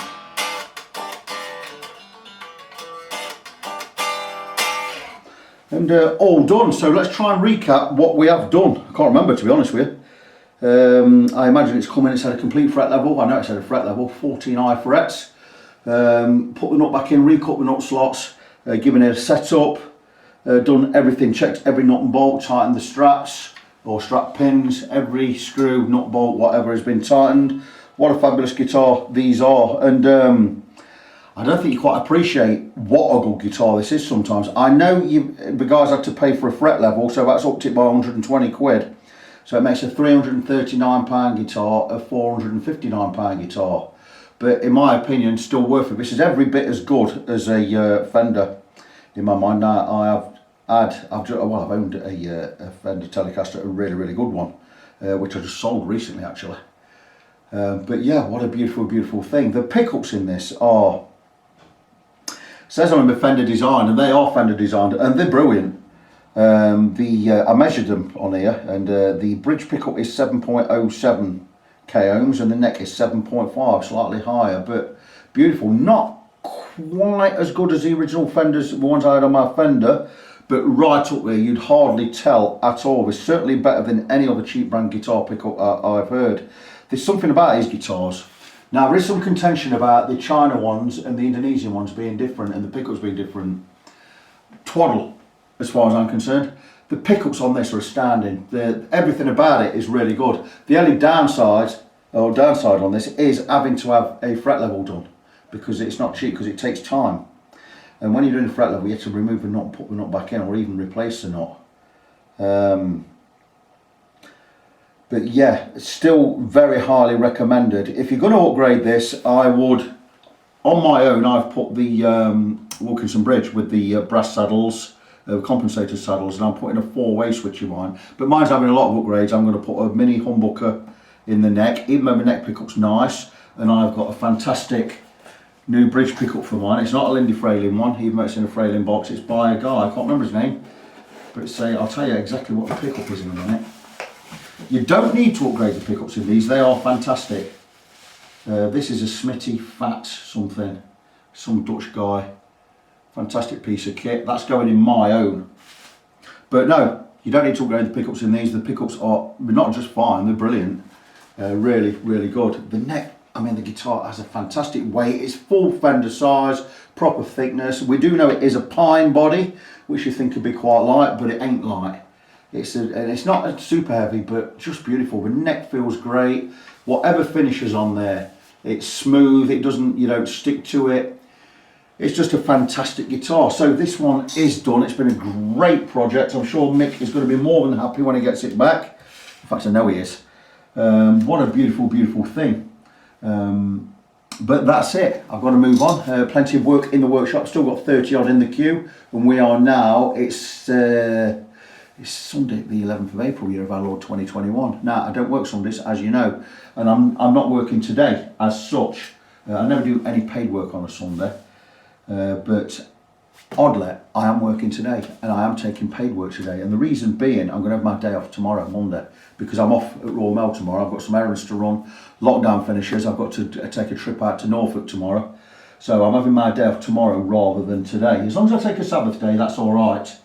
But mine is just going to be tomorrow. But anyway, this project is finished. I'm going to move on to the next one. But before I do, I'm going to remind you of my websites. You've got fretfriend.co.uk, even better. Fretfriend.co.uk one, it is very basic. It's just an opening page, just directs you to Facebook. So you really want to know anything about me and what I do and what I charge and what have you and what services I offer, you need to go to facebook.com/ng17. That's facebook.com/NGONESEVEN. I am Victor. I am your Fret Friend.